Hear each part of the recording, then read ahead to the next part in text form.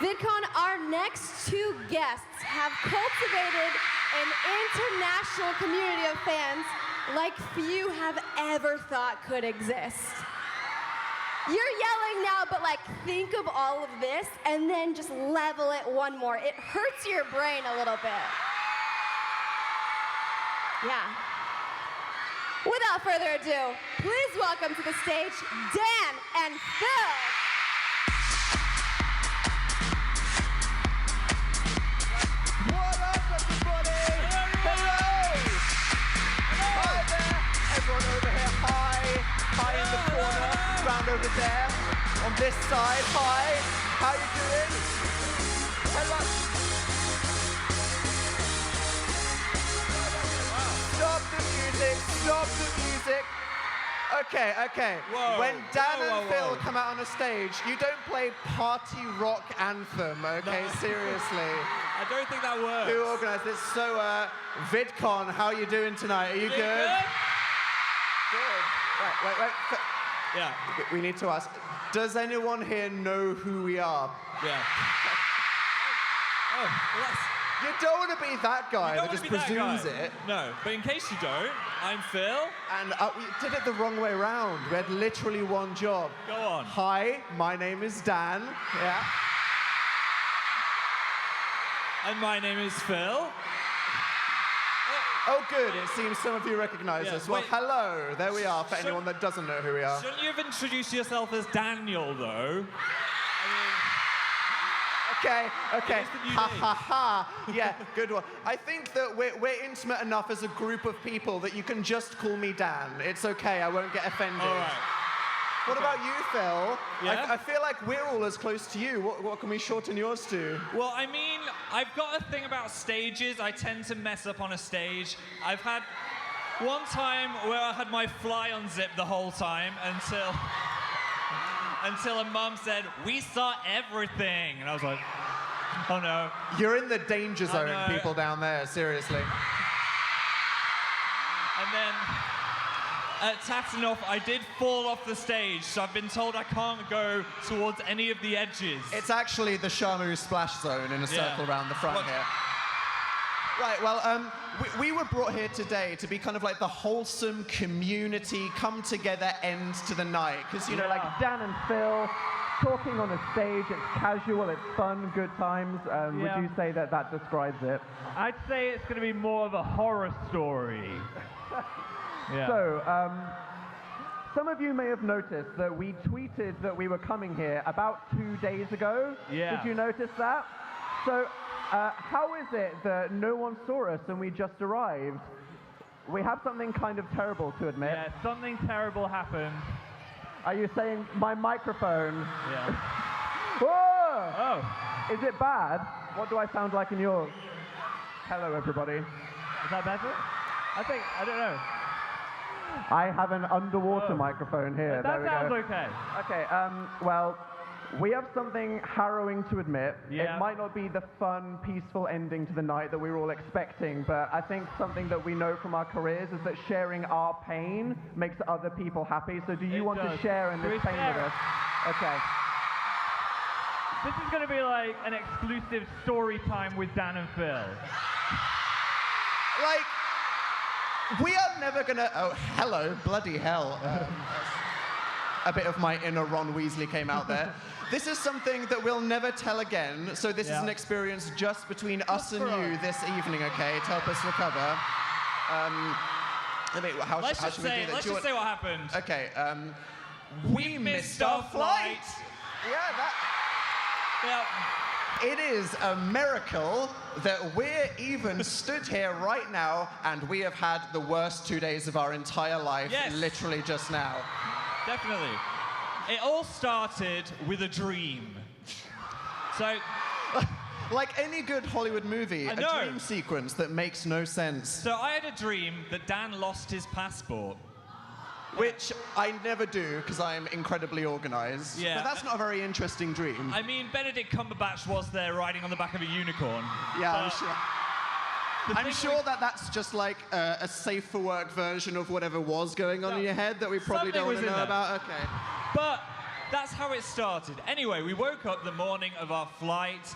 Everything was fine. We had a breezy morning. You know, that's the last day you ever have a breezy morning when you're going to an airport. You're screaming, everything's on fire, you're panicking, your family's breaking down. But on this day, everything was going right. So smooth, you have no idea. We were just like lazing about, just like watching 3 episodes of an anime in the morning, just because we could. So good. It was all fine. Just tossing our clothes into the case. The taxi arrived. We were ready. Took the cases down to the taxi. It was. We had so much time that I changed my outfit 3 times because you know it's that thing where you're like, I could go outside looking like this, but I have 10 minutes. That's how confident we were. Until we were about to walk out the door when Dan went really pale. Like the palest I've ever seen. Like his whole internet history had been leaked onto the internet. Right, okay. It was like that. Oh, that would be nowhere near, like, you. That would be, I would be dead if that happened. You were like this. It was bad. It was bad. It turns out that I had lost my passport.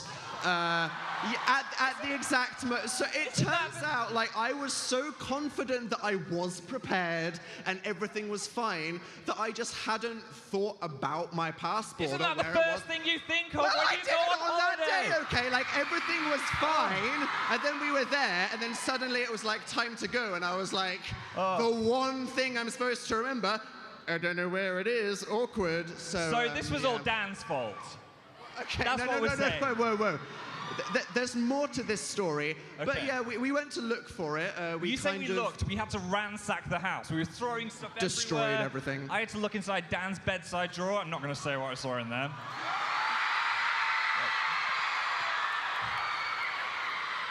Whatever you're thinking, it's probably not as bad as what Phil saw. Like, honestly, I have no idea what I keep in there, seriously.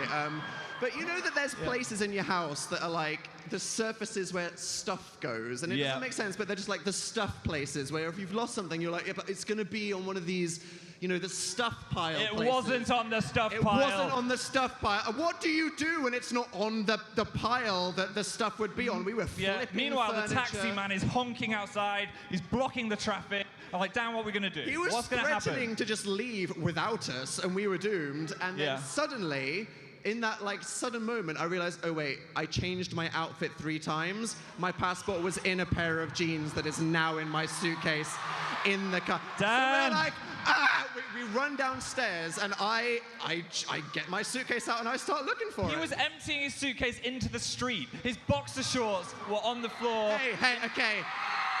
They were clean, lovely underwear, a wonderful thing for any of the passers-by to notice. It was holding up the traffic. It was, it was horrendously embarrassing, but no worries, we found it, crisis We found averted. our passport. Surely, plenty of time, we got in the car. Now this day, I'm sure you saw lots of British people being like, oh, it's really warm at the moment on Twitter. warm. Have you seen that? Like, okay, I know if you're from Phoenix, it's hotter than it is in England. Yeah. But honestly, look at how pale Phil is, okay? I was almost combusting in this taxi. Us British people, we are so sensitive to the heat. So on this day, he didn't have the aircon in the car. It was like one of those situations that might kill a dog. You know what I'm talking about? I felt like I was in a lizard tank. I couldn't breathe, the windows wouldn't open. And then we had a taxi driver who was slightly strange. He didn't know where he was going. It was like the first time he'd driven in London and everything was stopped. We couldn't get anywhere. We drove past some protesters. He wound down the window and shouted, "Get a job!" at some people. Obviously, me and Phil being so awkward, we were just like, stop it. Internally screaming, sat in the back of this car. He was swearing at his sat-nav and calling it He was actually, love. I mean, he was like, no love. We can't go this way. He said some bad things that we can't repeat. What does he do to that sat-nav when we're not here? So it was a generally traumatizing, wow, Phil, situation. But it's okay, because when you book a car to take you to an airport, you allow plenty of time for the journey, don't you? So I was looking and I was like, we've got ages. Suddenly panicked. It had seemed, for some reason, we had left an hour later than we were supposed to on the car. Now, why was that, Phil? Why was the car booked an hour later than it was supposed to be? Wait for this. This is a good one, okay? I booked it in the wrong time zone. We're so in much pressure. British summertime, which is +1. Phil literally booked a car in the wrong time zone. Anyway. So after the passport freak out, I was like, don't worry, we're fine. We're not fine. We're not gonna make it. We're so incredibly not fine right now. So we were slowly getting to the airport and we were on the clock. We had 10 minutes to get there, and it was 10 minutes before everything was gonna be over. We were gonna miss the flight. We were gonna miss VidCon. Then we pulled up to the airport. We ran. I've never ran so fast. It was one of those things where you literally have 2 minutes between this life or death situation. So it comes down to, are you going to run right now? Because how much you exercise is what's going to decide how this situation unfolds right now. So me and Phil were like, nothing in our life has trained us for this moment. Here we go. I've never done so much exercise before. That's I was sweating, how we run, to be fair. I was coughing up blood. I was crawling towards the desk. I don't remember the last time I went to an airport after the bloody Bahamas incident that I had. I know. Like, okay, in case you don't know, the last time I tried to come into America, I got deported to the Bahamas. Good times. Anyway, it was so again, I was like, I find myself like crying blood in an airport because I've been running so much. Yeah. And then we see the air hostess at the end of a corridor, and she's just like standing and smiling. Surely good news. Why would anybody be grinning? Yeah. And then with the grin still on her face, she said, "I'm sorry, you've missed your flight, loves." And we were like, no, what would you? We're here, we're fine, we can go on. I was like, how late are you? And she was like, oh, we closed bag drop 2 minutes ago. I'm sorry. 2 minutes? And we were like, what? 2 minutes? And then she said, there's nothing I can do. You've missed the flight. So we were like, what? We went into like full-on freak-out mode because this. I just sat on the floor. I was like, I'm sitting on the floor until you take me on the plane. I freaked out. Phil just gave up hope completely. Yeah. That is Phil's freak-out mode. But it was serious because this flight was supposed to take us here for last night. Yeah. And we thought surely all the flights to VidCon will be full. We've missed VidCon. Yeah. There is literally no way people are going to turn up to our meetup and just be like, well, that was fun. Met Dan and Phil. So we were on the verge of tears. We were thinking of throwing up. Yeah. Everything was terrible. Until we found out there was a very early morning flight that there was 2 seats left on. So the next day. Yeah. Now, this is one of those flights where if you have a choice, you're like, why would I put myself through that hell? There's no reason. Who would get on a plane at that time? But me and Phil were like, it's this we or did nothing. it. Are we going to do it? We decided to get on the flight in the middle of the night. Yeah. So, literally, okay, without sleeping from the day before, which was like an early start to the day I to think get I've been to the airport. awake for about 47 hours I don't now. even know who I am. We got on the plane. This plane landed 2 hours ago. We literally ran through the airport, got in a car, we're like, LA traffic, here we are for 3 weeks. Yeah. More internal screaming. Dan is still wearing the outfit he had on the plane. He's still wearing it. If you're wondering why it has like a little stain there, I spilt some food on myself, okay? I slept in there. I've been wearing this sweater for like 2 days now? I'm sorry. You can smell it from here, can't you? I'm sorry. Yeah. So sorry we look slightly like rats, but we made it to VidCon! We made it in time. Like, honestly, I don't know what you're thinking from this impression of us right now, but Phil, how do you feel physically in this moment? I feel like it was all your fault. Okay, I was hoping that this would get us some, like, sympathy from the audience, but I see... Okay, no, you think it's my fault? I think it was all your fault. No. I lost my passport. We looked at it for 20 minutes. You got the car wrong by an hour.